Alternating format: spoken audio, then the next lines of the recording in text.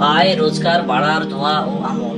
মহান আল্লাহ মানুষ সৃষ্টি করেছেন, তিনি সবার প্রতিপালক এবং রিজিক দাতা। তবে মহান আল্লাহ বিনা শ্রমে কাউকে রিজিক দেন না, বরং বান্দাকে পরিশ্রম করে আয় রোজগার করতে হয়। এই কারণেই নবী করিম সাল্লাল্লাহু আলাইহি সাল্লাম বলেছেন, আয় রোজগার করাকে মুমিনের জীবনের অন্যতম ফরজ।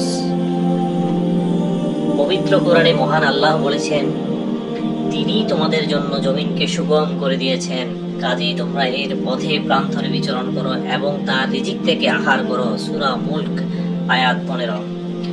এছাড়াও নবী করিম সাল্লাল্লাহু আলাইহি সাল্লাম আয় রোজগার বাড়ার জন্য দোয়াটি শিখিয়ে দিয়েছেন, হে আল্লাহ, আমার গুনাহ ক্ষমা করে দিন, আমার রিজিক প্রশস্ত করে দিন এবং আপনি আমাকে যেই জীবিকা দান করেছেন তাতে বরকত দান করুন।